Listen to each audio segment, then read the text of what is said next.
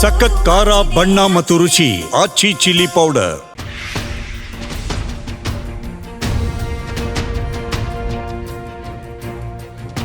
ನಮಸ್ಕಾರ.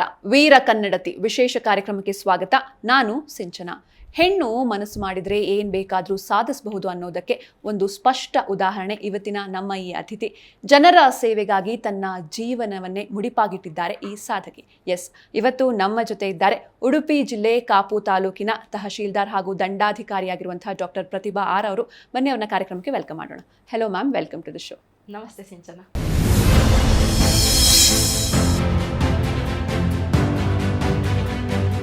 ಡಾಕ್ಟರ್ ಪ್ರತಿಭಾ ಆರ್ ಹಿರಿಯ ಶ್ರೇಣಿ ಕೆಎಎಸ್ ಅಧಿಕಾರಿ. ಜನರ ಸೇವೆಗಾಗಿ ತಮ್ಮ ಜೀವನವನ್ನೇ ಮುಡಿಪಾಗಿಟ್ಟ ಸಾಧಕಿ ಇವರು. ಉಡುಪಿ ಜಿಲ್ಲೆ ಕಾಪುವಿನ ತಹಶೀಲ್ದಾರ್ ಹಾಗೂ ದಂಡಾಧಿಕಾರಿ. ಬುಡಕಟ್ಟು ಜನಾಂಗದ ಕುಟುಂಬಗಳಿಗೆ ಮೂಲಭೂತ ಸೌಕರ್ಯ ಕೊಡಿಸಿದ್ದಾರೆ. ಮಳೆ ಸಂದರ್ಭ ಎನ್ಡಿಆರ್ಎಫ್ ತಂಡದೊಂದಿಗೆ ತಾವು ಬೋಟ್ನಲ್ಲಿ ತೆರಳಿ ಜನರ ರಕ್ಷಣೆ ಮಾಡಿದ ಸಾಹಸಿ. ಇವರ ನೇತೃತ್ವದಲ್ಲಿ ಉಸಿರಿಗಾಗಿ ಹಸಿರು ಅಭಿಯಾನ ನಡೆಯುತ್ತಿದೆ.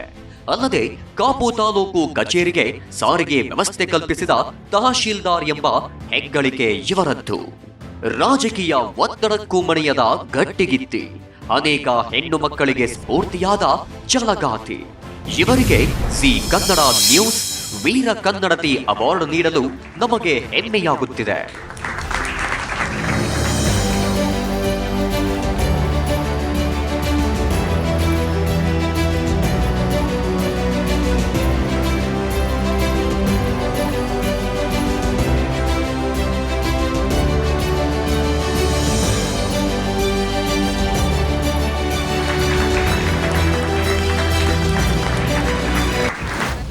ಒಂದು ಸಾರ್ಥಕ ಕ್ಷಣ ಅನ್ಸುತ್ತೆ.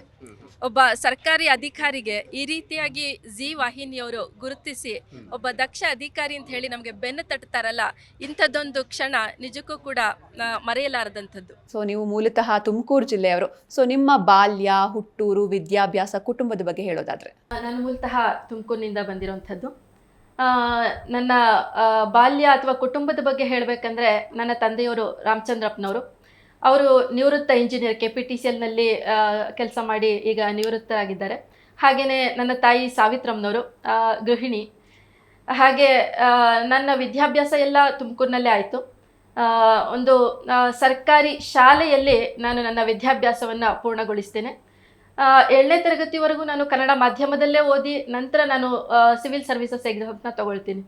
ಇಲ್ಲಿ ಯಾಕೆ ಅದನ್ನು ಹೇಳ್ತಾ ಇದ್ದೀನಿ ಅಂದರೆ, ಕನ್ನಡ ಮಾಧ್ಯಮದವರು ಕೂಡ ಸಿವಿಲ್ ಸರ್ವಿಸಸ್ ಎಕ್ಸಾಮ್ನ ಪಾಸ್ ಮಾಡಬಹುದು ಅನ್ನೋದನ್ನು ನಾನಿಲ್ಲಿ ನನ್ನ ಸ್ನೇಹಿತರಿಗೆ ಹೇಳೋಕ್ಕೆ ಇಷ್ಟಪಡ್ತಾ ಇದ್ದೀನಿ. ನಾನು ತುಮಕೂರಿನಲ್ಲಿ ಎಂಪ್ರೆಸ್ ಶಾಲೆ ಅಂತ ಇದೆ, ಒಂದು ಸರ್ಕಾರಿ ಶಾಲೆ. ಅಲ್ಲಿ ನನ್ನ ಹೈಸ್ಕೂಲ್ ವಿದ್ಯಾಭ್ಯಾಸವನ್ನು ಪೂರ್ಣಗೊಳಿಸ್ತೇನೆ. ಇನ್ನೂ ಹಿಂದೆ ಹೇಳೋದಾದರೆ, ನಾನು ನವೋದಯ ಶಾಲೆಗೆ ಆಯ್ಕೆಯಾಗಿ ನವೋದಯದಲ್ಲಿ ವಿದ್ಯಾಭ್ಯಾಸ ಮಾಡ್ತೇನೆ. ಅದಾದ ನಂತರ ಸರ್ಕಾರಿ ಶಾಲೆಯಲ್ಲಿ ಹೈಸ್ಕೂಲ್ ವಿದ್ಯಾಭ್ಯಾಸವನ್ನು ಪೂರ್ಣಗೊಳಿಸ್ತೇನೆ. ನನ್ನ ತಂದೆಯವರು ಅವರದ್ದೊಂದು ಕನಸು ಏನಿತ್ತಂತೆ, ನಾನು ಶಿಕ್ಷಣ ಇಲಾಖೆಯಲ್ಲಿ ಕೆಲಸ ಮಾಡಬೇಕಂತ ಅವ್ರ ಆಸೆ ಆಗಿರುತ್ತೆ. ಆ ನಿಟ್ಟಿನಲ್ಲಿ ನನಗೆ BEd ವಿದ್ಯಾಭ್ಯಾಸವನ್ನು ಕೊಡಿಸ್ತಾರೆ, ಹಾಗೆ MEd ಆಗುತ್ತೆ.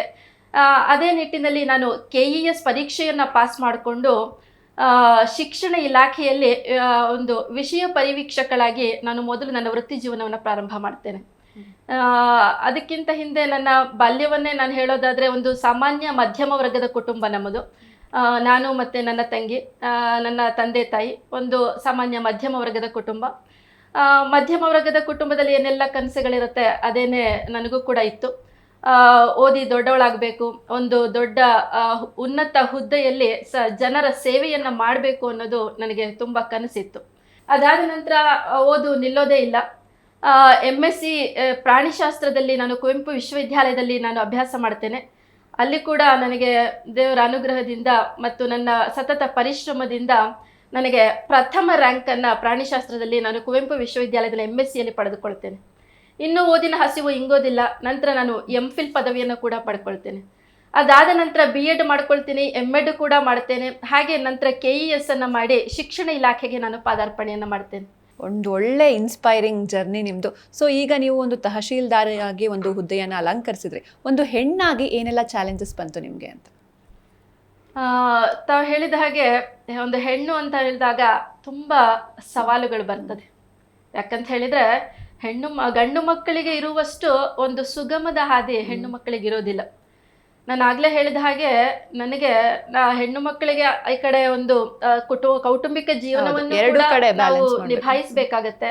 ಹಾಗೆ ನಮ್ಮ ಕನಸಾದಂತಹ ಒಂದು ಕೆರಿಯರ್ನ ಕಟ್ಟಿಕೊಳ್ಳುವಂತಹ ಒಂದು ನಿಟ್ಟಿನಲ್ಲಿ ಕೂಡ ನಾವು ಪ್ರಯತ್ನ ಮಾಡಬೇಕಾಗತ್ತೆ. ಆಗಿದ್ದಾಗ ಈ ಸಂದರ್ಭದಲ್ಲಿ ಕುಟುಂಬದ ಬೆಂಬಲ ಕೂಡ ಇಂಪಾರ್ಟೆಂಟ್ ಆಗುತ್ತೆ. ಆಗ ನಾನು ಎರಡನ್ನೂ ಕೂಡ ನಿಭಾಯಿಸ್ತಾ ಹೋಗ್ತೇನೆ. ಜೊತೆಗೆ ನಾನು ಆಗ್ಲೇ ವೃತ್ತಿಯಲ್ಲಿ ಕೂಡ ಇದ್ದೆ, ಒಂದು ಶಿಕ್ಷಣ ಇಲಾಖೆಯಲ್ಲಿ ನಾನು ವೃತ್ತಿಯಲ್ಲಿ ಕೂಡ ಇರ್ತೇನೆ. ಎಲ್ಲದನ್ನು ಕೂಡ ನಿಭಾಯಿಸಿಕೊಂಡು ನಾನು ತಹಶೀಲ್ದಾರ್ ಹುದ್ದೆಗೆ ನಾನು ತಯಾರಿಯನ್ನು ನಡೆಸ್ತೇನೆ. ಹಗಲಿರುಳು ವಿದ್ಯಾಭ್ಯಾಸ ಮಾಡಲೇಬೇಕಾಗಿತ್ತು. ಯಾಕಂತ ಹೇಳಿದ್ರೆ ಗೊತ್ತಿದೆ, ತಮಗೆಲ್ಲರಿಗೂ ಗೊತ್ತು, ಕೈ ಕೆಸರಾದ್ರೆ ಮಾತ್ರ ಬಾಯಿ ಮೊಸರು. ಆ ನಿಟ್ಟಿನಲ್ಲಿ ಸತತವಾಗಿ ನಾನು ಇಡೀ ದಿನ ನನ್ನ ಬೇರೆ ಬೇರೆ ಕೆಲಸಗಳಿಗೆ ಸಮಯ ವಿನಿಯೋಗ ಆಗ್ತಾ ಇತ್ತು. ನಂತರ ನಾನು ಸಮಯ ಸಿಕ್ಕ ನಂತರ ಸಂಜೆ ಹೊತ್ತಿನಲ್ಲಿ ಅಪರಾತ್ರಿಯಲ್ಲಿ ಕೂತು ನಾನು ವಿದ್ಯಾಭ್ಯಾಸ ಮಾಡಿದ್ದುಂಟು. ಯಾಕಂತ ಹೇಳಿದ್ರೆ ಯಶಸ್ಸು ಅನ್ನೋದು ಸುಲಭದ ಹಾದಿಯಲ್ಲ. ಆ ಯಶಸ್ಸನ್ನ ಗಳಿಸಿಕೊಳ್ಬೇಕಂದ್ರೆ ಹಲವಾರು ಹರ್ಡಲ್ಸ್ ಬರುತ್ತೆ. ಅದೆಲ್ಲವನ್ನ ನಾವು ಪಾರು ಮಾಡಿಕೊಂಡು ನಮಗೆ ಬೇಕಾದಂತಹ ಒಂದು ಗೋಲ್ನ ಅಚೀವ್ ಮಾಡಬೇಕಾಗತ್ತೆ. ಆ ನಿಟ್ಟಿನಲ್ಲಿ ಬಹಳಷ್ಟು ಸವಾಲುಗಳು ಬಂತು. ಈ ಕಡೆ ಕುಟುಂಬವನ್ನು ನಿಭಾಯಿಸಬೇಕಾಗಿತ್ತು, ಮಗುವನ್ನು ನೋಡಿಕೊಳ್ಬೇಕಾಗಿತ್ತು. ಹಾಗೆಯೇ ನನ್ನ ವೃತ್ತಿ ಜೀವನವಾದಂತಹ ಶಿಕ್ಷಣ ಇಲಾಖೆಯ ವೃತ್ತಿಯನ್ನು ಕೂಡ ನಾನು ನ್ಯಾಯವನ್ನು ಸಲ್ಲಿಸಬೇಕಾಗಿತ್ತು. ಆದರೆ ಕನಸನ್ನು ಬಿಟ್ಟು ಕೊಡೋ ಸ್ಥಿತಿಯಲ್ಲಿ ನಾನಿರಲಿಲ್ಲ. ಆ ಕನಸನ್ನು ಏನಾದರೂ ಮಾಡಿ ನಾನು ಗಳಿಸಿಕೊಳ್ಳಲೇಬೇಕಾಗಿತ್ತು. ಆ ನಿಟ್ಟಿನಲ್ಲಿ ಸತತ ಪರಿಶ್ರಮದಿಂದ ನಾನು ನನ್ನ KS ಪರೀಕ್ಷೆಯನ್ನು ಪಾಸ್ ಮಾಡುತ್ತೇನೆ. Yes, very nice ma'am. ಇನ್ನು ಮನಸ್ಸು ಮಾಡಿದರೆ ಏನು ಬೇಕಾದರೂ ಸಾಧಿಸ್ಬೋದು ಅನ್ನೋದಕ್ಕೆ ಒಂದು ಬೆಸ್ಟ್ ಎಕ್ಸಾಂಪಲ್ ನೀವು ಇವತ್ತು. ಸೊ ಈಗ ನೀವು ನೆಕ್ಸ್ಟ್ ತಹಶೀಲ್ದಾರ್ ಆಗಿ ಆ ಸೇವೆಯನ್ನು ಸ್ವೀಕರಿಸಿದ ಮೇಲೆ ಮೊದಲನೇ ಸ್ಟೆಪ್ ನೀವು ತಗೊಂಡಿರೋದು ಕಾಪು ತಾಲೂಕು ಕಚೇರಿಗೆ ಸಾರಿಗೆ ವ್ಯವಸ್ಥೆ ಇರಲಿಲ್ಲ. ಸೊ ಇದನ್ನು ಹೆಂಗೆ ನೀವು ನಿವಾರಿಸಿದ್ರಿ ಅಂತ? ಹೌದು, ತಾವು ಹೇಳಿದ ಹಾಗೆ ಉಡುಪಿ ಜಿಲ್ಲೆಯ ಕಾಪು ತಾಲೂಕಿಗೆ ನಾನು 2 ವರ್ಷದ ಹಿಂದೆ ದಂಡಾಧಿಕಾರಿಯಾಗಿ ಅಲ್ಲಿ ಹೋಗಿ ಅಧಿಕಾರವನ್ನು ಸ್ವೀಕರಿಸ್ತೀನಿ. ಅದು ಹೊಸ ತಾಲೂಕಾಗಿತ್ತು ಕಾಪು ತಾಲೂಕು. ಕೇವಲ 5 ವರ್ಷಗಳ ಹಿಂದಷ್ಟೇ ಅಸ್ತಿತ್ವಕ್ಕೆ ಬಂದಂತಹ ಒಂದು ಹೊಸ ತಾಲೂಕಾಗಿತ್ತು. ಆ ಹೊಸ ತಾಲೂಕಿನಲ್ಲಿ ಹಲವಾರು ಸವಾಲುಗಳಿರ್ತದೆ. ಅಂತಹ ಸಂದರ್ಭದಲ್ಲಿ ನನಗೆ ಮೊದಲನೇದಾಗಿ ಗಮನಕ್ಕೆ ಬಂದದ್ದು ಅಂತ ಹೇಳಿದರೆ, ನಮ್ಮ ಕಚೇರಿ ಏನಿತ್ತು, ಕಾಪು ತಾಲೂಕು ಕಚೇರಿ, ಅದು ಹೈವೇನಲ್ಲಿ ಬರ್ತದೆ. ಒಂದು NH ವ್ಯಾಪ್ತಿಯಲ್ಲಿ ಇರುವಂತಹ ಒಂದು ನಮ್ಮ ಕಚೇರಿ. ಅಲ್ಲಿ ನಿಮಗೆ ಒಂದು ಮಾತು ಹೇಳಬೇಕು, ಅಲ್ಲಿ ಕರಾವಳಿ ಭಾಗದಲ್ಲಿ ಹೆಚ್ಚಾಗಿ ಸರ್ಕಾರಿ ಬಸ್ಸುಗಳಿಗಿಂತ ಹೆಚ್ಚಾಗಿ ನಮಗೆ ಖಾಸಗಿ ಬಸ್ಸುಗಳ ಒಂದು ಸೇವೆನೇ ಹೆಚ್ಚಾಗಿ ಲಭ್ಯ ಆಗ್ತಾ ಇರುತ್ತೆ. ಆದರೆ ಇಲ್ಲಿ ಏನಾಗ್ತಾ ಇತ್ತು, ನಮ್ಮ ತಾಲೂಕು ಕಚೇರಿಯ ಮುಂಭಾಗದಲ್ಲಿ ಬಸ್ಸುಗಳು ನಿಲ್ಲಿಸ್ತಾ ಇರಲಿಲ್ಲ. ಮುಂಭಾಗದಲ್ಲಿ ನಿಲ್ಲಿಸದೆ ಎಲ್ಲೋ ಪೇಟೆಯಲ್ಲಿ ಹೋಗಿ ನಿಲ್ಲಿಸ್ತಾರೆ. ಆಗ ಮತ್ತೆ ಸಾರ್ವಜನಿಕರು ತಾಲೂಕು ಕಚೇರಿಗೆ ಬರಬೇಕಾದ್ರೆ, ನಮ್ಮ ಸಾರ್ವಜನಿಕರು ಇರಬಹುದು, ನಮ್ಮ ಸಿಬ್ಬಂದಿ ವರ್ಗದವರು ಇರಬಹುದು, ಯಾರೇ ಆಗಲಿ ತಾಲೂಕು ಕಚೇರಿಗೆ ಬರಬೇಕಂತ ಹೇಳಿದಾಗ ಎಲ್ಲೋ ಪೇಟೆಯಲ್ಲಿ ನಿಲ್ಲಿಸಿದಾಗ ಮತ್ತೆ 40-50 ರೂಪಾಯಿ ಆಟೋದಕ್ಕೆ ಕೊಟ್ಟು ಮತ್ತೆ ನಮ್ಮ ಕಚೇರಿಗೆ ಬರಬೇಕಾದಂತಹ ಪರಿಸ್ಥಿತಿ ಇತ್ತು. ಇದನ್ನ ನಮ್ಮ ಸಾರ್ವಜನಿಕರು ನನ್ನ ಗಮನಕ್ಕೆ ತರ್ತಾರೆ. ಹಾಗೆ ಜೊತೆಗೆ ನಮ್ಮ ಸಿಬ್ಬಂದಿಯವರು ಕೂಡ ಎಲ್ಲರೂ ಕೂಡ ಗಮನಕ್ಕೆ ತಂದಾಗ, ಹೌದು ಇದು ಯಾಕೆ ಈ ರೀತಿ ಸಮಸ್ಯೆ ಆಗ್ತಾ ಇದೆ ಅಂತ ನಾನು ಸಾಕಷ್ಟು ಸಾತಿ RTO ಅವ್ರ ಜೊತೆಗೆ ಒಂದು ಸಂಪರ್ಕ ಸಾಧಿಸಿ ಸಾಕಷ್ಟು ಸಾತಿ ಮಾತುಕತೆಯ ಮೂಲಕ ಅದನ್ನು ಬಗೆಹರಿಸಬೇಕು, ನಮ್ಮ ತಾಲೂಕು ಕಚೇರಿಯ ಮುಂಭಾಗದಲ್ಲಿ ಬಸ್ಗಳನ್ನ ನಿಲ್ಲಿಸೋ ಹಾಗೆ ಆಗಬೇಕು ಅಂತ ಸಾಕಷ್ಟು ಪ್ರಯತ್ನ ಮಾಡಿದೆ. ಒಂದು ಪತ್ರ ಮುಖೇನ ತುಂಬಾ ಕರೆಸ್ಪಾಂಡೆನ್ಸ್ ಮಾಡಿದ್ವಿ. ಆದ್ರೆ ಯಾವುದಕ್ಕೂ ಫಲ ಸಿಗಲಿಲ್ಲ. ಒಂದಿನ ನಾನು ಡಿಸೈಡ್ ಮಾಡಿದೆ, ಯಾಕೆ ಹೀಗೆ ಆಗ್ತಾ ಇದೆ, ಒಮ್ಮೆ ನಾನೇ ಯಾಕೆ ಇದನ್ನು ಎಕ್ಸ್ಪೀರಿಯನ್ಸ್ ಮಾಡಬಾರ್ದು, ಏನು ಸಮಸ್ಯೆ ಆಗ್ತಾ ಇದೆ ಅಂತ ಹೇಳಿ ನಾನು ಉಡುಪಿಯಲ್ಲಿ ಒಮ್ಮೆ ನಿಂತುಕೊಂಡೆ. ಉಡುಪಿಯಲ್ಲಿ ಬಸ್ಸಿಗೆ ಕಾಯ್ಕೊಂಡು ನಿಂತುಕೊಂಡು, ಉಡುಪಿಯಿಂದ ಕಾಪು ಸುಮಾರು 12-13 ಕಿಲೋಮೀಟರ್ನ ಒಂದು ಜಾಗ. ಹೆಚ್ಚಾಗಿ ಉಡುಪಿ ಭಾಗದಿಂದಲೇ ಖಾಸಗಿ ಬಸ್ಸುಗಳು ನಮ್ಮ ಆಫೀಸ್ ಭಾಗದಿಂದ ಚಲಿಸಬೇಕಾಗತ್ತೆ. ನಾನು ಉಡುಪಿಯಿಂದ ನಾನೇ ಒಂದು ಖಾಸಗಿ ಬಸ್ನಲ್ಲಿ ಪ್ರಯಾಣ ಮಾಡಿದೆ. ಯಾರಿಗೂ ಕೂಡ ನನ್ನನ್ನು ಗುರುತಿಸಲಿಲ್ಲ ಅಂತ ನಾನು ಅಂದುಕೊಳ್ತೇನೆ. ಯಾಕಂತ ಹೇಳಿದ್ರೆ ನಾನು ಕೂಡ ಒಬ್ಬ ಎಲ್ಲಿಯೂ ಕೂಡ ದಂಡಾಧಿಕಾರಿ ಅನ್ನೋ ಒಂದು ಬೋರ್ಡೇ ನಮಗಿರೋದಿಲ್ಲ. ನಾನು ಕೂಡ ಹೊಸದಾಗಿ ಹೋಗಿದ್ದೆ. ಅಲ್ಲಿ ಉಡುಪಿಯಿಂದ ನಾನು ಬಸ್ ಹತ್ತುಕೊಂಡು ಬಂದು ನಮ್ಮ ಕಾಪು ತಾಲೂಕಿನ ಮುಂಭಾಗದಲ್ಲಿ ನಿಲ್ಲಿಸ್ತಾರೆ ಅಂತ ಹೇಳಿ ನಾನೇ ಸ್ವತಃ ಒಂದು ಪರೀಕ್ಷೆನ ಮಾಡ್ತೀನಿ. ಯಾಕಂತ ಹೇಳಿದ್ರೆ ನನಗೆ ಒಂದು ಅನ್ನಿಸಿದ್ದು ಏನಂದ್ರೆ, ಯಾವತ್ತಿಗೂ ಕೂಡ ತಳಮಟ್ಟದಲ್ಲಿ ಇಳಿದು ಸಮಸ್ಯೆನ ಅರ್ಥ ಮಾಡ್ಕೊಳ್ಬೇಕು. ನಾವು ಪತ್ರ ಮುಖೇನ ಮಾತನಾಡ್ತೇವೆ ಅಥವಾ ಆದೇಶಗಳನ್ನ ಕೊಡ್ತೇವೆ, ಅದೆಲ್ಲದೂ ಒಂದು ಒತ್ತಟ್ಟಿಗಿದ್ದು ನಾವು ಸ್ವತಃ ತಳಮಟ್ಟಕ್ಕೆ ಇಳಿದು ಅದನ್ನ ಅನುಭವಿಸಿದಾಗ ಆ ಒಂದು ಸಮಸ್ಯೆ ಆಳ ಅರ್ಥ ಆಗ್ತದೆ. ನಿಜವಾಗಿ ನಾನು ಆ ಬಸ್ನಲ್ಲಿ ಬಂದಾಗ ಅವನು ನಿಲ್ಲಿಸ್ಲಿಕ್ಕೆ ತಕರಾರು ಮಾಡ್ತಾನೆ. ತಕರಾರು ಮಾಡಿದ್ರು ಕೂಡ ನಾನು ಸ್ವಲ್ಪ ಜೋರು ವಾಯ್ಸಲ್ಲಿ ಮಾತನಾಡಿ ನಾನು ನಿಲ್ಲಿಸಿ ನನ್ನ ಕಚೇರಿಯ ಮುಂಭಾಗದಲ್ಲಿ ಇಳಿದು ನಾನು ನನ್ನ ಕಚೇರಿಗೆ ಹೋಗ್ತೇನೆ. ಆಗ ನನಗೆ ಅರ್ಥ ಆಗ್ತದೆ ಸಾರ್ವಜನಿಕರ ಬವಣೆ ಏನು ಅಂತ ಹೇಳಿ. ನಂತರ ಬಂದ ನಂತರ ನಾನು RTO ಜೊತೆಗೆ ಸಂಪರ್ಕ ಸಾಧಿಸ್ತೇನೆ. ಯಾಕಂತ ಹೇಳಿದರೆ ಅವರು ಅಥಾರಿಟೇಟಿವ್ ಒಂದು ಬಾಡಿ ಆಗಿರೋದ್ರಿಂದ ಅವರ ಮುಖ್ಯನ ಅವರಿಗೆ ಹೇಳಿಸ್ಬೇಕಾಗಿತ್ತು, ಆ ಒಂದು RTO ಅವರಿಗೆ. ನಾನು ಬಂದ ನಂತರ ನನ್ನ ಒಂದು ಸ್ವಂತ ಅನುಭವವನ್ನು ನಾನು ವಿವರವಾಗಿ ವಿವರಿಸಿ, ಈ ರೀತಿಯಾಗಿ ಬಸ್ಸುಗಳು ನಿಲ್ಲಿಸ್ತಾ ಇಲ್ಲ, ಸ್ಟಾಪ್ ಇದ್ರೂ ಕೂಡ ಸಾರ್ವಜನಿಕರಿಗೆ ಒಂದು ಸಮಸ್ಯೆಯನ್ನು ಮಾಡಬೇಕು ಅಥವಾ ಅವರದ್ದೊಂದು ಟೈಮ್ ಸೆನ್ಸ್ನ ಫಾಲೋ ಮಾಡಬೇಕು ಅನ್ನೋ ಒಂದು ದೃಷ್ಟಿಯಿಂದ ಅವರು ಒಂದು ತುಂಬ ವೇಗದಲ್ಲಿ ಹೋಗಬೇಕು ಅನ್ನೋ ಒಂದು ಸ್ಪರ್ಧಾತ್ಮಕ ಇದಕ್ಕೆ ಬಿದ್ದು ನಮ್ಮ ಆಫೀಸ್ ಮುಂದೆ ನಿಲ್ಲಿಸ್ತಾ ಇರಲಿಲ್ಲ. ಸೊ ಆ ನಿಟ್ಟಿನಲ್ಲಿ ನಾನು RTO ಅವರ ಒಂದು ಗಮನಕ್ಕೆ ತಂದು ಒಂದು ಆದೇಶವನ್ನು ಕೂಡ ಮಾಡ್ತೇನೆ, ನಮ್ಮ ಕಚೇರಿಯ ಮುಂಭಾಗದಲ್ಲಿ ನಿಲ್ಲಿಸಲೇಬೇಕು ಅಂತೇಳಿ. ಯಾವಾಗ ಸ್ವತಃ ದಂಡಾಧಿಕಾರಿಗಳು ಸಾಮಾನ್ಯರಂತೆ ಅವರು ಬಸ್ನಲ್ಲಿ ಸಂಚರಿಸಿದ್ರು ಅಂತ ಗೊತ್ತಾಗ್ತದೆ, ಅವತ್ತಿಂದ ಇಡೀ ಒಂದು ಖಾಸಗಿ ಬಸ್ ಮಾಲೀಕರ ಸಂಘ ಅಲರ್ಟ್ ಆಯ್ತು. ಅವತ್ತು ನಿಜವಾಗಿ ಕೂಡ ಒಬ್ಬ ದಂಡಾಧಿಕಾರಿಯಾಗಿ ನಾನು ಹೋಗಿರ್ಲಿಲ್ಲ, ಒಬ್ಬ ಸಾಮಾನ್ಯ ಮಹಿಳೆಯಾಗಿ ಸಾಮಾನ್ಯರ ಜನರ ಒಂದು ಸಮಸ್ಯೆನ ಅರ್ಥ ಮಾಡ್ಕೊಳ್ಬೇಕಂತ ಹೋಗಿದ್ದೆ. ಅದು ನಿಜಕ್ಕೂ ಫಲ ಕೊಡ್ತು. ಇಲ್ಲಿ ನಾನು ಒಂದು ಮಾತು ನಿಮಗೆ ಸ್ಪಷ್ಟಪಡಿಸೋಕೆ ಇಷ್ಟಪಡ್ತೀನಿ. ಒಬ್ಬ ದಂಡಾಧಿಕಾರಿಯಾಗಿ ನೀವು AC ರೂಮಲ್ಲಿ ಕುತ್ಕೊಂಡಿದ್ರೆ ನೀವು ಖಂಡಿತ ಈ ಬಸ್ ಸಮಸ್ಯೆಯನ್ನು ಖಂಡಿತ ಬಗೆಹರಿಸಲಿಕ್ಕೆ ಸಾಧ್ಯ ಆಗ್ತಾ ಇರಲಿಲ್ಲ. ಈ ಮಳೆ ಬಂದರೆ ಸಾಕು ಅಧಿಕಾರಿಗಳು ಮನೆಯಲ್ಲಿ ಬೆಚ್ಚಗಿರ್ತಾರೆ, ಆದರೆ ನೀವು ಒಬ್ಬ ಹೆಣ್ಣು ಮಗಳಾಗಿ ಎತ್ತರದ ನೀರಲ್ಲಿ ತಾವೇ ಸ್ವತಃ ಬೋಟ್ನಲ್ಲಿ NDRF ತಂಡದೊಂದಿಗೆ ತೆರಳಿ ಜನರ ರಕ್ಷಣೆ ಮಾಡಿದ್ರಿ. ಸೊ ಈ ಧೈರ್ಯ ಸಾಹಸದ ಬಗ್ಗೆ ಹೇಳೋದಾದ್ರೆ, ತಾವು ಹೇಳಿದ ಹಾಗೆ ಉಡುಪಿ ಜಿಲ್ಲೆ ಕರಾವಳಿ ಜಿಲ್ಲೆ ಪ್ರತಿ ವರ್ಷ ಮಳೆಗಾಲದಲ್ಲಿ ನಮಗೆ ನೆರೆ ಭೀತಿ ಇದ್ದೇ ಇರ್ತದೆ. ಇಂದಿನ ಬೇರೆ ಬೇರೆ ಅಧಿಕಾರಿಗಳು ತಾವು AC ರೂಮಲ್ಲೇ ಕುತ್ಕೊಂಡು ತಮ್ಮ ಅಧೀನ ಸಿಬ್ಬಂದಿಯನ್ನ ನೆರೆ ಒಂದು ಕಾರ್ಯಾಚರಣೆಗೆ ಕಳಿಸ್ತಾ ಇದ್ದದುಂಟು. ಆದರೆ ಇಲ್ಲಿ ನಾನು ಗಮನಿಸಿದಾಗ ನನಗೆ ಸ್ವಲ್ಪ ಜನಗಳೊಟ್ಟಿಗೆ ಹತ್ತಿರದಲ್ಲಿ ಇರಬೇಕು, ಜನಗಳೊಟ್ಟಿಗೆ ಬೆರಿಬೇಕು ಅಂತ ತುಂಬ ಒಂದು ಪ್ರಯತ್ನದಲ್ಲಿದ್ದೆ.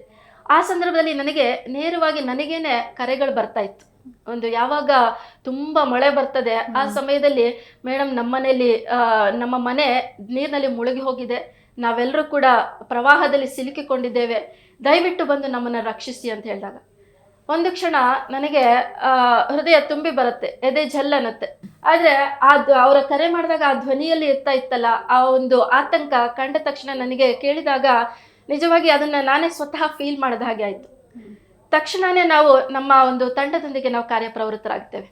ಇಲ್ಲಿ ನಾನು ನೆನಪಿಸ್ಕೊಳ್ಳೇಬೇಕು, ರಾತ್ರಿ ಇಡೀ ನಮಗೆ ಕಾಲ್ಸ್ ಬಂದದ್ದುಂಟು. ನಮಗೆ ಅದರಲ್ಲಿ ಕೂಡ ಈ ಬಾರಿಯ ಒಂದು 2025ರಲ್ಲಿ ಮತ್ತು 2024ರಲ್ಲಿ ಅತೀ ಮಳೆ ಬಂತು. ಅದರಲ್ಲಿ ಕೂಡ 2025ರಲ್ಲಿ ಇಡೀ ರಾಜ್ಯದಲ್ಲಿಯೇ ಅತಿ ಹೆಚ್ಚು ಹೈಯೆಸ್ಟ್ ರೈನ್ಫಾಲ್ ನಮ್ಮ ಕಾಪು ತಾಲೂಕಿನ ಹೆಜ್ಜಮಾಡಿಯಲ್ಲಿ ಒಮ್ಮೊಮ್ಮೆ ದಾಖಲಾಗುತ್ತೆ. ಅಂದರೆ ಇಡೀ ಮಳೆಗಾಲ ನಮಗೆ ರೆಡ್ ಅಲರ್ಟೇ ಇರ್ತದೆ. ಅಲ್ಲಿ ರೆಡ್ ಅಲರ್ಟ್ ಹೇಗಿರ್ತದೆ ಅಂತ ಹೇಳಿ ಈ ದಿನ ಮಳೆ ಸುರಿಯುತ್ತದೆ. ಅಲ್ಲಿ ನಿಮಗೆ ಕರಾವಳಿ ಭಾಗದ ಒಂದು ಭೌಗೋಳಿಕ ಲಕ್ಷಣದ ಬಗ್ಗೆ ನಿಮ್ಗೆ ಹೇಳಬೇಕಂದ್ರೆ, ಅಲ್ಲಲ್ಲಿ ಗದ್ದೆಗಳಿರ್ತದೆ. ಆ ಗದ್ದೆಯಲ್ಲಿ ಒಂದು ಮನೆಗಳನ್ನ ಕಟ್ಕೊಂಡು ಅವರಲ್ಲಿ ವಾಸವಾಗಿರ್ತಾರೆ. ಜೊತೆಗೆ ನಮಗೆ ಕರಾವಳಿಯ ಹತ್ತಿರದ ಭಾಗದಲ್ಲಿ ಇರುವಂತಹ ಕಾರಣಕ್ಕೆ ಪ್ರತಿ ವರ್ಷ ಕೂಡ ನೆರೆ ಭೀತಿ ಇದ್ದೇ ಇರ್ತದೆ. ನಾವು ಸದಾ ಸನ್ನದ್ಧರಾಗಿಯೇ ಇರಬೇಕಾಗತ್ತೆ.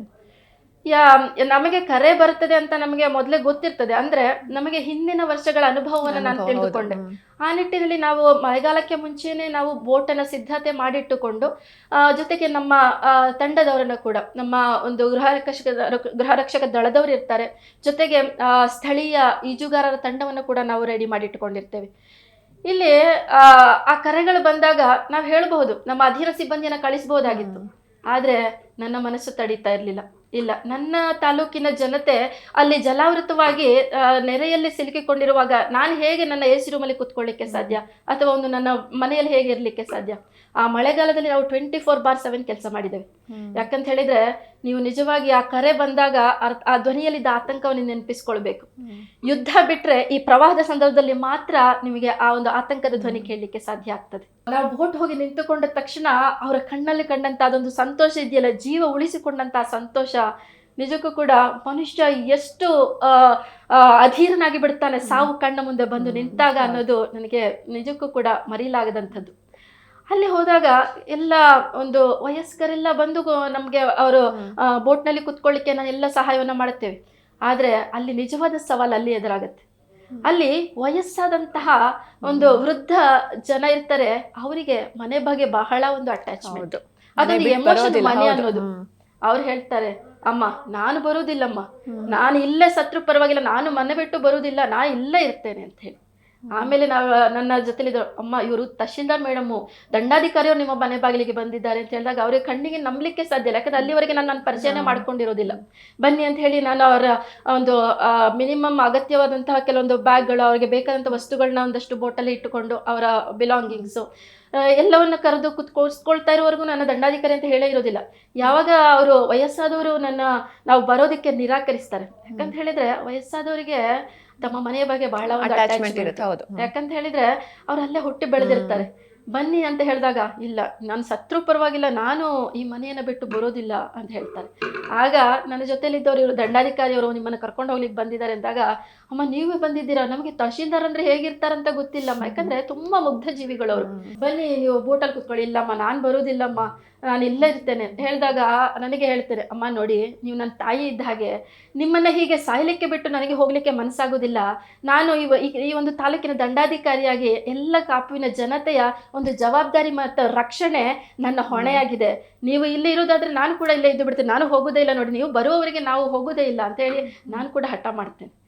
ಅಲ್ಲಿ ನಿಜವಾಗಿ ಅಲ್ಲಿ ದಂಡಾಧಿಕಾರಿಯಾಗಿ ನಾನು ಹೋಗಿರೋದಿಲ್ಲ, ಅಲ್ಲಿ ಆ ವೃದ್ಧ ದಂಪತಿಗಳ ಒಂದು ಮನೆ ಮಗಳ ಹಾಗೆ ಅವರನ್ನ ನಾನು ಕನ್ವಿನ್ಸ್ ಮಾಡ್ತೇನೆ. ಸಾಕಷ್ಟು ಸಾಧನೆಗಳನ್ನ ಮಾಡ್ಕೊಂಡು ಬಂದಿದ್ದೀರಾ, ಇನ್ನು ಏನೆಲ್ಲ ಜನಪರ ಸೇವೆಗಳನ್ನ ಮಾಡಿದ್ದೀರಾ ಅಂತ?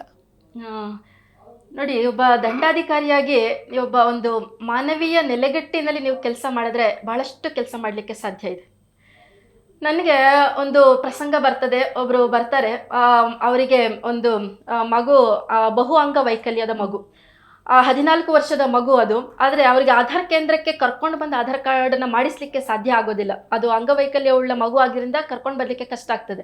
ಸೊ ಅವರು ಬಂದು ನನಗೆ ಆಧಾರ್ ಕಾರ್ಡ್ ಇಲ್ಲದೆ ಆ ಮಗುವಿಗೆ ಅಂಗವೈಕಲ್ಯ ವೇತನ ಕೂಡ ನಮಗೆ ಸಿಗ್ತಾ ಇಲ್ಲ ಅನ್ನೋದನ್ನ ನನ್ನ ಗಮನಕ್ಕೆ ತರ್ತಾರೆ ಅವರು. ಆಗ ನಾನು ಒಂದು ನಿಶ್ಚಯ ಮಾಡ್ತೇನೆ, ಏನಾದರೂ ಮಾಡಿ ಆ ಮಗುವಿಗೆ ಒಂದು ನಾವು ಆಧಾರ್ ಕಾರ್ಡ್ನ ಮಾಡಿಸಲೇಬೇಕು ಅಂತ ಹೇಳಿದಾಗ ನಾನು ಇಡೀ ಒಂದು ಆಧಾರ್ ಕೇಂದ್ರವನ್ನು ಅವರ ಮನೆಯಲ್ಲಿ ಸೆಟಪ್ ಮಾಡ್ತೇವೆ. ಲೆಕ್ಕ ಹಾಕಿ ಇಡೀ ಒಂದು ಆಧಾರ್ ಕೇಂದ್ರ, ಒಂದು ಕಂಪ್ಯೂಟರ್ ಇರಬಹುದು, ಸ್ಕ್ಯಾನರ್ ಇರಬಹುದು, ಪಾಮ್ ರೀಡರು, ಐರಿಶ್ ರೀಡರು, ಎಲ್ಲದನ್ನು ಕೂಡ ಇಡೀ ಒಂದು ಆಧಾರ್ ಕೇಂದ್ರವನ್ನೇ ಅವರ ಮನೆಯಲ್ಲಿ ಸೆಟಪ್ ಮಾಡಿ ಆ ಒಂದು ದಿವ್ಯಾಂಗ ಮಗುವಿಗೆ, ಬಹು ಅಂಗವೈಕಲ್ಯವುಳ್ಳ ಮಗು ಅದು, ಆ ಮಗುವಿಗೆ ಮನೆಗೆ ಹೋಗಿ ನಾವು ಆಧಾರ್ ಕಾರ್ಡನ್ನು ಮಾಡಿಸ್ತೇವೆ.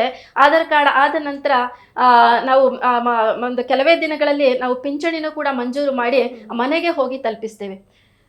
ಇದು ನನಗೆ ತುಂಬ ಆತ್ಮತೃಪ್ತಿ ಕೊಟ್ಟಂತಹ ಕೆಲಸ. ಯಾಕಂತ ಹೇಳಿದ್ರೆ ಆಧಾರ್ ಕಾರ್ಡ್ ಇಲ್ಲದೆ ಇವತ್ತು ನಮಗೆ ಯಾವುದೇ ಸೌಲಭ್ಯ ದೊರಕುತ್ತಾ ಇಲ್ಲ. ಎಲ್ಲ ಕಡೆ ನಮಗೆ ಆಧಾರ್ ಕಾರ್ಡ್ ಕೇಳ್ತಾರೆ. ಅಂತಹ ಸಂದರ್ಭದಲ್ಲಿ ಅವರು ಆಧಾರ್ ಕಾರ್ಡನ್ನು ಮಾಡಿಸದೇ ಇದ್ದಾಗ ಅವ್ರಿಗೆ ಯಾವುದೇ ಒಂದು ಸೌಲಭ್ಯ ಸಿಗ್ತಾ ಇರೋದಿಲ್ಲ. ಆ ಮನೆಗೆ ಹೋಗಿ ಆಧಾರ್ ಕಾರ್ಡನ್ನು ಕೊಟ್ಟು ಬಂದಂಥ ಸಂದರ್ಭದಲ್ಲಿ ಅವರ ಆ ಒಂದು ಕಣ್ಣಲ್ಲಿ ಕಂಡಂಥ ಒಂದು ಸಂತೃಪ್ತಿ ಇದೆಯಲ್ಲ, ಆ ಕೃತಜ್ಞತಾ ಭಾವ ನಿಜಕ್ಕೂ ಕೂಡ ನನಗೆ ಯಾವತ್ತಿಗೂ ಕೂಡ ಮರಿಲಾರಕ್ಕೆ ಸಾಧ್ಯನೇ ಇಲ್ಲ ಅಂಥದ್ದು. ಯಾಕಂತ ಹೇಳಿದ್ರೆ ಒಬ್ಬ ಅಧಿಕಾರಿ ಇಚ್ಛಾಶಕ್ತಿಯಿಂದ ಪ್ರಯತ್ನ ಪಟ್ಟರೆ ಖಂಡಿತ ಎಲ್ಲ ಸೇವೆಯನ್ನು ಕೊಡಲಿಕ್ಕೆ ಸಾಧ್ಯ ಇದೆ. ಅದಾದ ನಂತರ ಕೂಡ ಇನ್ನೊಂದು ಮನೆಗೆ ಹೋಗಿ ಇಬ್ಬರು ಮಾನಸಿಕ ಅಸ್ವಸ್ಥರಿಗೆ ಕೂಡ ನಾವು ಮನೆಯಲ್ಲಿ ಆಧಾರ್ ಕಾರ್ಡ್ ಮಾಡಿಸಿಕೊಟ್ಟಿದ್ದುಂಟು. ನಂತರ ಅವರಿಗೆ ಒಂದು ಪಿಂಚಣಿನೂ ಕೂಡ ಮಂಜೂರು ಮಾಡಿದ್ದುಂಟು. ಈ ರೀತಿ ನಾವು ಮನೆಗೆ ಹೋಗಿ ಆಧಾರ್ ಕಾರ್ಡನ್ನು ಮಾಡಿಸಿದ್ದನ್ನ ಜನತೆ ತುಂಬ ಪ್ರಶಂಸೆ ಮಾಡಿದ್ರು. ಹಾಗೆ ಒಬ್ಬ ಅಧಿಕಾರಿ ಮನಸ್ಸು ಮಾಡಿದರೆ ಏನು ಬೇಕಾದರೂ ಮಾಡ್ಬೋದು ಅನ್ನೋದು ನನಗೆ ಅರ್ಥ ಆಯಿತು. ಜೊತೆಗೆ ಮೂಲತಃ ನಾನು ಜೀವಶಾಸ್ತ್ರದ ವಿದ್ಯಾರ್ಥಿನಿ. ಪರಿಸರ ಅಂತ ಹೇಳಿದರೆ ತುಂಬ ಪ್ರೀತಿ ಮತ್ತು ಒಂದು ಪ್ರಕೃತಿಯಲ್ಲಿಯೇ ಕಾಲ ಕಳಿಬೇಕಾಗಿರುವಂತಹ ಒಂದು ಮನೋಭಾವ ನನಗೆ. ಹಾಗಾಗಿ ನನ್ನದೇ ತಾಲೂಕಿನಲ್ಲಿ ಸ್ಥಳೀಯರ ನೆರವಿನಿಂದಾಗಿ ಒಂದು ಉಸಿರಿಗಾಗಿ ಹಸಿರು ಅನ್ನೋ ಒಂದು ಅಭಿಯಾನವನ್ನು ಪ್ರಾರಂಭಿಸ್ತೇನೆ. ಅಲ್ಲಿ ಇಡೀ ಒಂದು ಕಾಪು ತಾಲೂಕನ್ನು ಹಸಿರು ತಾಲೂಕಾಗಿ ಮಾಡಬೇಕಂತ ಹೇಳಿ ನಾನು ಬಹಳಷ್ಟು ಹಸಿರು ಅಭಿಯಾನ ಕಾರ್ಯಕ್ರಮಗಳನ್ನ ಮಾಡಿ ಎಲ್ಲ ಕಡೆ ನಾವು ಗಿಡಗಳನ್ನ ನಡೆಸ್ತೇವೆ. ಹೆಚ್ಚಾಗಿ ಹಣ್ಣಿನ ಮರಗಳನ್ನ ವಿತರಣೆ ಮಾಡಿ ಸಾರ್ವಜನಿಕರೇ ಅದನ್ನು ನೆಟ್ಟು ಪೋಷಿಸುವಂತಹ ಒಂದು ಅಭಿಯಾನ ಮಾಡಿದ್ವಿ. ತುಂಬ ಸಕ್ಸಸ್ ಆಯಿತು. ಬಹಳಷ್ಟು ಗಿಡಗಳು ಇವತ್ತು ಕೂಡ ಚೆನ್ನಾಗಿ ನಡೀತಾ ಇದೆ. ಅದಾದ ನಂತರ ಇನ್ನು ನಾವು ದಂಡಾಧಿಕಾರಿಯಾಗಿ ಬಹಳಷ್ಟು ಒಂದು ಖಡಕ್ ಕೆಲಸಗಳನ್ನ ಕೂಡ ನಾವು ಮಾಡಲೇಬೇಕಾಗತ್ತೆ. ಯಾಕಂತ ಹೇಳಿದರೆ ನಾವು ಕೂಡ ಕಾನೂನಿನ ಪರಿಮಿತಿಯಲ್ಲಿ ನಾವು ಕೆಲಸ ಮಾಡಬೇಕಾಗತ್ತೆ. ಜೊತೆಗೆ ತಾಲೂಕಿನ ಒಂದು ಹಿತ ಕೂಡ ನಮಗೆ ಇಂಪಾರ್ಟೆಂಟ್ ಆಗಿರುತ್ತೆ. ಆ ಸಂದರ್ಭದಲ್ಲಿ ಪರಿಸರ ಮಾಲಿನ್ಯ ಉಂಟು ಮಾಡ್ತಿದ್ದಂಥ ಒಂದು ಫಿಶ್ ಕಟ್ಟಿಂಗ್ ಫ್ಯಾಕ್ಟ್ರಿಯನ್ನು ನಾವು ಸೀಸ್ ಮಾಡ್ತೇವೆ, ಅಂದರೆ ಮುಟ್ಟುಗೋಲು ಹಾಕ್ಕೊಳ್ತೇವೆ. ಯಾಕಂತ ಹೇಳಿದರೆ ಪರಿಸರಕ್ಕೆ ಹಾನಿಯುಂಟು ಮಾಡುವಂಥದ್ದು ಯಾವುದು ಕೂಡ ನಮ್ಮ ತಾಲೂಕಿನಲ್ಲಿ ಇರಬಾರ್ದು ಅನ್ನೋದು ನನ್ನ ಧ್ಯೇಯ ಆಗಿತ್ತು. ಹಾಗಾಗಿ ಕುಲಂಕುಷವಾಗಿ ಪರಿಶೀಲಿಸಿ ಪರಿಶೀಲಿಸಿದ್ವಿ, ಜೊತೆಗೆ ಒಂದು ಸಾರ್ವಜನಿಕರ ದೂರು ಕೂಡ ಬರ್ತದೆ, ಹಾಗೆ ಒಂದು ಸರ್ಕಾರದ ಆದೇಶದಿಂದ ನಾವು ಅದನ್ನು ಸೀಸ್ ಮಾಡ್ತೇವೆ. ಇದು ಕೂಡ ತುಂಬ ಪ್ರಶಂಸೆಗೆ ಪಾತ್ರವಾಗುತ್ತೆ. ಯಾಕಂತ ಹೇಳಿದರೆ ಪ್ರಕೃತಿಯ ಕೂಸುಗಳಾದ ನಾವು ಪ್ರಕೃತಿಯನ್ನು ರಕ್ಷಣೆ ಮಾಡಬೇಕೇ ಹೊರತು ಅದನ್ನು ಹನನ ಮಾಡಬಾರ್ದು. ಅಂತಹ ನಿಟ್ಟಿನಲ್ಲಿ ಅದು ಕೂಡ ನನಗೆ ತೃಪ್ತಿ ಕೊಟ್ಟಂತಹ ಕೆಲಸ ಆಗಿದೆ. ಅದಾದ ನಂತರ ನಮ್ಮ ದಂಡಾಧಿಕಾರಿಯ ಒಂದು ಕಾರ್ಯವ್ಯಾಪ್ತಿಯಲ್ಲಿ ಅಕ್ರಮ ಅನ್ನಭಾಗ್ಯ ಅಕ್ಕಿಯನ್ನು ಸೀಸ್ ಮಾಡಿದ್ದಿರ್ಬೋದು, ಜೊತೆಗೆ ಗಾಂಜಾ ಒಂದು ಪ್ರಕರಣಗಳನ್ನ ಕೂಡ ನಾವು ಎದುರಿಸಿ ಅದನ್ನು ಸೀಸ್ ಮಾಡಿದ್ದುಂಟು. ಯಾಕಂತ ಹೇಳಿದ್ರೆ ಇಂದಿನ ಯುವ ಜನತೆ ಎಲ್ಲಿಯೋ ಹಾದಿ ತಪ್ತಾ ಇದೆ ಅಂತ ಅನ್ನಿಸ್ತಾ ಇದೆ. ಯಾಕಂದ್ರೆ ನಾನು ಹೋದ 2 ವರ್ಷಗಳಲ್ಲಿ ಸಾಕಷ್ಟು ಗಾಂಜಾ ಪ್ರಕರಣಗಳನ್ನ ನಾವು ಅಕ್ರಮವಾಗಿ ಅವರು ಒಂದು ದಾಸ್ತಾನು ಮಾಡಿದಂಥ ಸಂದರ್ಭದಲ್ಲಿ ಅವುಗಳನ್ನ ಹೋಗಿ ಹಿಡಿದದ್ದುಂಟು. ಅವುಗಳನ್ನ ಪ್ರಕರಣ ಕೂಡ ದಾಖಲು ಮಾಡಿದ್ದೇವೆ. ಸೊ ಒಟ್ಟಾರೆ ನಾನು ನನ್ನ ತಾಲೂಕಿನ ಜನತೆಗೆ ಏನೆಲ್ಲ ಒಳಿತಾಗಬೇಕೋ ಅದೆಲ್ಲದನ್ನು ಕೂಡ ನಾವು ದಂಡಾಧಿಕಾರಿ ವ್ಯಾಪ್ತಿಯಲ್ಲಿ ನಾವು ನಿರ್ವಹಿಸ್ತಾ ಹೋಗಿದ್ದೀವಿ. ಜೊತೆಗೆ ನಾವು ಇಲ್ಲಿ ಇನ್ನೊಂದು ನಾನು ಹೇಳಲೇಬೇಕಾದದ್ದು ಏನಂದರೆ, ಯಾವತ್ತಿಗೂ ಕೂಡ ಅಧಿಕಾರಿ ಆಗಿದ್ದಂಥವರು ಕುರ್ಚಿಗೆ ಅಂಟಿಕೊಂಡು ಕೂತ್ಕೊಂಡು AC ರೂಮಲ್ಲಿ ಕೂತ್ಕೊಂಡ್ರಿ ಅಂತ ಹೇಳಿದರೆ ನೀವು ಖಂಡಿತ ಉತ್ತಮ ಅಧಿಕಾರಿ ಆಗಲಿಕ್ಕೆ ಸಾಧ್ಯ ಇಲ್ಲ. ಯಾವಾಗ ನೀವು ಜನಗಳೊಟ್ಟಿಗೆ ಬೆರೀತೀರಾ, ಜನಗಳ ಒಂದು ಅಧಿಕಾರಿ ಆಗ್ತೀರಾ, ಆಗ ನೀವು ನಿಜವಾದಂಥ ಕೆಲಸವನ್ನು ಮಾಡಲಿಕ್ಕೆ ಸಾಧ್ಯ ಆಗ್ತದೆ. ಜೊತೆಗೆ ಇನ್ನೂ ಕೆಲವು ಕೆಲಸಗಳನ್ನ ನಾವು ನೆನಪಿಸ್ಕೊಳ್ಳೋದಾದರೆ, ಅಲ್ಲಿ ಕರಾವಳಿ ಭಾಗದಲ್ಲಿ ಹೇಗೆ ಅಂತ ಹೇಳಿದರೆ 1-2 ಮನೆಗಳಿರುತ್ತೆ, ಅವರು ಜಲಾವೃತವಾಗಿ ಬಿಟ್ಟರೆ ಅವ್ರು ಈಚೆ ಬರಲಿಕ್ಕೆ ಕಷ್ಟ ಆಗ್ತದೆ. ಸೊ ಅಲ್ಲಿ ವೃದ್ಧ ದಂಪತಿಗಳಿರ್ತಾರೆ, ಅವರಾಲುಮಟ್ಟು ಅನ್ನೋ ಒಂದು ಪ್ರದೇಶ ಕಾಪುವಿನಲ್ಲಿ. ಅಲ್ಲಿ ಆ ವೃದ್ಧ ದಂಪತಿಗಳಿಬ್ಬರಿಗೆ ಒಮ್ಮೆ ಮಳೆಗಾಲದಲ್ಲ ಬಂತು ಅಂತ ಹೇಳಿದರೆ ಅವ್ರ ಮನೆಯಿಂದ ಹೊರಗೆ ಬರಲಿಕ್ಕೆ ಸಾಧ್ಯ ಆಗೋದಿಲ್ಲ. ಆ ರೀತಿಯಾದಂಥ ಪರಿಸ್ಥಿತಿ ಇರ್ತದೆ. ಆ ನಿಟ್ಟಿನಲ್ಲಿ ಯೋಚನೆ ಮಾಡಿದಾಗ ಅವರಿಗೆ ಒಂದು ಕಾಲ್ ಸಂಕವನ್ನು ನಿರ್ಮಾಣ ಮಾಡಿಕೊಡ್ಲೇಬೇಕು ಅಂತ ಹೇಳಿ ನಾವು ಪ್ರಯತ್ನವನ್ನು ಮಾಡ್ತೇವೆ. ಇವತ್ತಿಗೂ ಕೂಡ ಅಲ್ಲಿ ಒಂದು ಅವರಿಗೆ ಓಡಾಡಲಿಕ್ಕೆ ಸಾಧ್ಯವಾಗುವಂಥ ನಿಟ್ಟಿನಲ್ಲಿ ಒಂದು ಕಾಲ್ ಸಂಕವನ್ನು ಮಾಡಿಕೊಟ್ಟಿದ್ದೇವೆ. ಯಾಕಂತ ಹೇಳಿದರೆ ವೃದ್ಧ ದಂಪತಿಗಳಿಗೆ ಒಂದು ಆಸ್ಪತ್ರೆಗೆ ಬರಬೇಕಂತ ಹೇಳಿದರೆ ಅಥವಾ ಒಂದು ಪೇಟೆ ಬೀದಿಗೆ ಬರಬೇಕಂತ ಹೇಳಿದರೆ ಕೂಡ ಅವರು ಒಂದು ನೀರಿನಲ್ಲೇ ಬರಬೇಕಾದಂತಹ ಪರಿಸ್ಥಿತಿ ಇರುತ್ತೆ. ಆಗ ಕಾಲ್ ಸಂಕವನ್ನು ನಿರ್ಮಾಣ ಮಾಡಿಕೊಟ್ಟಾಗ ಆ ವೃದ್ಧ ದಂಪತಿಗಳಲ್ಲಿ ಕಂಡಂಥ ಸಂತೋಷಕ್ಕೆ ನಿಜಕ್ಕೂ ಕೂಡ ಪಾರವೇ ಇರಲಿಲ್ಲ. ನಂತರ ಇನ್ನೂ ನೆನಪಿಸಿಕೊಳ್ಬೇಕಂತ ಹೇಳಿದರೆ, ನಮ್ಮ ಕಾಪುವಿನ ಅಡ್ವೆ ಪ್ರದೇಶದಲ್ಲಿ ಅಲ್ಲಿ ಮಳೆಗಾಲ ಬಂತಂತ ಹೇಳಿದರೆ ಮನೆಗಳು ಹೇಗೆ ಜಲಾವೃತ ಆಗಿಬಿಡ್ತದೆ ಅಂದರೆ, ಅಲ್ಲಿಂದ ಅವರು ಆ ಮನೆಯ ಮಕ್ಕಳು ಶಾಲೆಗೆ ಬರಬೇಕಂತ ಹೇಳಿದರೆ ಒಂದು ಎದೆ ಮಟ್ಟದ ನೀರಿನಲ್ಲೇ ನಡ್ಕೊಂಡು ಬರಬೇಕು. ಹಾಗೆ ಅವರು ಆ ನೀರಿನಲ್ಲಿ ನಡ್ಕೊಂಡು ಬಂದು ಮತ್ತೆ ಬಟ್ಟೆ ಬದಲಾಯಿಸಿಕೊಂಡು ಮತ್ತೆ ಅವರು ಶಾಲೆಗಳಿಗೆ ಹೋಗಬೇಕಾದಂತಹ ಪರಿಸ್ಥಿತಿ ಇತ್ತು. ಆಗ ನಾವು ಮತ್ತೆ ಅಲ್ಲಿಗೆ ಭೇಟಿ ನೀಡಿ ಆ ಒಂದು ಪರಿಸ್ಥಿತಿಯನ್ನು ಅರ್ಥ ಮಾಡ್ಕೊಂಡ್ವಿ. ಆ ಒಂದು ಮೂಲ ಒಂದು ಪರಿಹಾರಕ್ಕೆ ಹೋದಾಗ ಅಲ್ಲಿ ಶಾಂಭವಿ ನದಿಯಲ್ಲಿ ಹೂಳು ತುಂಬಿಕೊಂಡಿದೆ, ಅದನ್ನು ನಮಗೆ ಕ್ಲೀನ್ ಮಾಡಿಸಿದ್ರೆ ಖಂಡಿತ ಅದು ಸಾಧ್ಯ ಆಗುತ್ತೆ ಅಂತ ಗೊತ್ತಾಯಿತು. ಸೊ ಆ ನಿಟ್ಟಿನಲ್ಲಿ ಮಳೆಗಾಲ ಮುಗಿದ ನಂತರ ಅದಕ್ಕೆ ನಾವು ಖಂಡಿತ ಒಂದು ಕಾಯಕಲ್ಪವನ್ನು ಮಾಡಿಕೊಡ್ಲಿಕ್ಕೆ ನಾವೆಲ್ಲ ಕೂಡ ಪ್ಲಾನ್ ಮಾಡ್ಕೊಂಡಿದ್ದೀವಿ. ಸೊ ಒಟ್ಟಾರೆ ಹೇಳಬೇಕಂದ್ರೆ, ಒಬ್ಬ ಅಧಿಕಾರಿ ಮಾನವೀಯ ನೆಲೆಗಟ್ಟಿನಲ್ಲಿ ಒಂದು ಮಾನವೀಯ ಸ್ಪರ್ಶದೊಂದಿಗೆ ಕೆಲಸ ಮಾಡಿದರೆ ಖಂಡಿತ ಎಲ್ಲ ಸೇವೆಗಳನ್ನ ಒದಗಿಸಲಿಕ್ಕೆ ಸಾಧ್ಯ ಇದೆ. ಸೊ ನನಗೆ ದಂಡಾಧಿಕಾರಿಯಾಗಿ ಈ ಉಡುಪಿ ಜಿಲ್ಲೆಯ ಕಾಪು ತಾಲೂಕಿನ ಒಂದು ಸೇವಾ ಅವಧಿ ತುಂಬ ತೃಪ್ತಿಯನ್ನು ತಂದಿದೆ. ಒಬ್ಬ ದಂಡಾಧಿಕಾರಿಯಾಗಿ ನಾನು ನನ್ನ ಶಕ್ತಿ ಮೀರಿ ಪ್ರಯತ್ನ ಮಾಡಿ ಒಂದು ಕೆಲಸವನ್ನು ನಿರ್ವಹಿಸಿದ್ದೇನೆ ಅಂತ ನನಗೆ ಅನ್ನಿಸ್ತಾ ಇದೆ. ಇನ್ನೊಂದು ಪ್ರಸಂಗ ನಾನು ನೆನಪಿಸ್ಕೊಳ್ಳೇಬೇಕು. ಯಾಕಂತ ಹೇಳಿದರೆ, ಇದು ಒಬ್ಬ ದಂಡಾಧಿಕಾರಿಯಾಗಿ ಮಾಡಲೇಬೇಕಾದಂಥ ಕೆಲಸ ಏನಲ್ಲ. ನಮ್ಮಲ್ಲಿ ಅಲ್ಲಿ ಪಲ್ಲಿಮಾರು ಭಾಗದಲ್ಲಿ ಒಬ್ಬರು ಅಜ್ಜ ಇರ್ತಾರೆ, ಅವರಿಗೆ ಯಾರೂ ಇರೋದಿಲ್ಲ. ಒಬ್ಬ ಅನಾಥ ವೃದ್ಧ ಒಂದು ಶಿಥಿಲವಾದಂತಹ ಒಂದು ಮನೆಯಲ್ಲಿ ವಾಸವಾಗಿರ್ತಾರೆ. ಯಾರು ಎಷ್ಟೇ ಹೋಗಿ ಕನ್ವಿನ್ಸ್ ಮಾಡಿ ನಿಮಗೆ ಬೇರೆ ಮನೆ ಮಾಡಿ ಕೊಡ್ತೇವೆ, ಈ ಶಿಥಿಲವಾದ ಗುಡಿಸಲ ಇರೋದು ಬೇಡ ಅಂತ ಎಷ್ಟೇ ಕನ್ವಿನ್ಸ್ ಮಾಡಿದ್ರೆ ಅವ್ರು ಎದ್ದು ಬರ್ತಲೇ ಇರಲಿಲ್ಲ. ಇಲ್ಲ, ನಾನು ಸಾಯುವುದಾದರೆ ಇದೇ ಮನೆಯಲ್ಲಿ ಸಾಯ್ತೇನೆ ಅಂತ ಹೇಳಿ ಅಲ್ಲಿಯ ಸ್ಥಳೀಯರು ಅದಕ್ಕೆ ಒಂದು ಹೊದಿಕೆ ಹೊದಿಸಿ ಏನೋ ಮಾಡಿ ಕೊಟ್ಟಿದ್ರು. ಆದರೆ ಮಳೆ ಹೆಚ್ಚಾದಾಗ ಆ ಒಂದು ಮನೆ ತೀರಾ ಶಿಥಿಲವಾಗಿ ಬಿಡುತ್ತೆ, ಅದರಿಂದ ಹೊರಗೆ ಬರಲೇಬೇಕಾದಂತಹ ಪರಿಸ್ಥಿತಿ ಇರುತ್ತೆ. ಆದರೂ ಕೂಡ ಆ ಅಜ್ಜ ಕೇಳಲಿಲ್ಲ. ಆಗ ನಾನು ಸ್ವತಃ ಅಲ್ಲಿಗೆ ಹೋಗಿ ಆ ಒಂದು ವೃದ್ಧರನ್ನ ಮನವೊಲಿಸ್ತೀನಿ. ನಿಮ್ಗೊಂದು ಉತ್ತಮವಾದಂಥ ಒಂದು ವೃದ್ಧಾಶ್ರಮವನ್ನು ನಾವು ನಿಮ್ಗೆ ವ್ಯವಸ್ಥೆ ಮಾಡಿಕೊಡ್ತೇವೆ. ಯಾಕಂತೇಳಿ ನೀವು ವೃದ್ಧರಾಗಿದ್ದೀರಿ, ಊಟಕ್ಕೆ ತಿಂಡಿಗೆ ಕೂಡ ಸಮಸ್ಯೆ ಇದೆ, ಒಂದು ವ್ಯವಸ್ಥಿತವಾದಂತಹ ಒಂದು ರೀತಿಯಲ್ಲಿ ನಿಮಗೊಂದು ಆಶ್ರಯ ಕೊಡಿಸ್ತೇವೆ ಅಂತೇಳಿ ಅವ್ರಿಗೊಂದು ಕನ್ವಿನ್ಸ್ ಮಾಡಿ ಅವರನ್ನು ಒಂದು ವೃದ್ಧಾಶ್ರಮಕ್ಕೆ ತಂದು ಸೇರಿಸ್ತೇವೆ. ಇದು ನಿಜಕ್ಕೂ ಕೂಡ ಅಜ್ಜ ಮತ್ತೆ ನಾನು ಕೂಡ ಒಬ್ಬ ದಂಡಾಧಿಕಾರಿ ಆಗಲಿದೆ ಒಬ್ಬ ಮಗಳಾಗಿ ಅವ್ರನ್ನ ಸಾಕಷ್ಟು ಸರ್ತಿ ಅವರನ್ನು ಹೋಗಿ ಭೇಟಿ ಮಾಡಿ ಅವರ ಆರೋಗ್ಯ ವಿಚಾರಿಸಿದ್ದು ಉಂಟು ಅಲ್ಲಿ ಆಶ್ರಮದಲ್ಲಿ. ಇಲ್ಲಿ ಇದನ್ನು ನಾನು ಯಾಕೆ ನೆನಪಿಸ್ಕೊಳ್ತೀನಿ ಅಂತ ಹೇಳಿದರೆ, ಒಬ್ಬ ದಂಡಾಧಿಕಾರಿಯಾಗಿ ಒಂದು ಮಾನವೀಯ ಸ್ಪರ್ಶ ಇದ್ದಾಗ ಖಂಡಿತ ಬಹಳಷ್ಟು ಕೆಲಸಗಳನ್ನ ಮಾಡಿಕೊಡ್ಲಿಕ್ಕೆ ಸಾಧ್ಯ ಆಗ್ತದೆ. ದಂಡಾಧಿಕಾರಿಗಳು ಒಬ್ಬ ಕುರ್ಚಿ ಗಂಟೆಕೊಂಡು ಕೂತ್ಕೊಂಡು AC ರೂಮಲ್ಲಿ ಕೂತ್ಕೊಂಡ್ರೆ ಈ ರೀತಿಯಾದ ಯಾವ ಕೆಲಸಗಳು ಗೊತ್ತಾಗೋದಿಲ್ಲ. ಇಲ್ಲಿ ಕಾಪುವಿನ ಜನತೆ ಈ ಎಲ್ಲ ಮಾನವೀಯ ಕೆಲಸಗಳಿಗೆ ನನ್ನನ್ನು ತುಂಬ ಇಷ್ಟಪಡ್ತಿದ್ದಾರೆ. ಜೊತೆಗೆ ಒಂದು ಮನೆಯ ಸದಸ್ಯೆಯ ಹಾಗೆ ಅಲ್ಲಿಯ ಜನತೆ ನನ್ನನ್ನು ಮೆಚ್ಚಿಕೊಂಡಿದ್ದಾರೆ. ಓಕೆ ಮ್ಯಾಮ್, ಇನ್ನು ಇಷ್ಟು ಹೊತ್ತು ನಮ್ಮ ಜೊತೆ ಇದ್ದು ನಮ್ಮನ್ನೆಲ್ಲ ಇನ್ಸ್ಪೈರ್ ಮಾಡಿದ್ದಕ್ಕೆ thank you so much. Thank you, ಧನ್ಯವಾದಗಳು. ಎಸ್, ನೋಡಿದ್ರಲ್ವಾ ವೀಕ್ಷಕರೇ, ಡಾಕ್ಟರ್ ಪ್ರತಿಭಾ ಆರ್ ಅವರ ಸಾಧನೆಯ ಹಾದಿ ಹೇಗಿತ್ತು ಅಂತ. ಅನೇಕ ಹೆಣ್ಣು ಮಕ್ಕಳಿಗೆ ಸ್ಫೂರ್ತಿಯಾಗಿ ನಿಂತಿದ್ದಾರೆ. ಇವರ ಮುಂದಿನ ಜೀವನಕ್ಕೆ ಶುಭವಾಗ್ಲಿ ಅಂತ ಹಾರೈಸ್ತಾ ಇವತ್ತಿನ ಸಂಚಿಕೆಯನ್ನ ಮುಗಿಸೋಣ. ನೋಡ್ತಾ ಇರಿ ಜೀ ಕನ್ನಡ ನ್ಯೂಸ್, ಸತ್ಯವೇ ಸುದ್ದಿಯ ಜೀವಾಳ.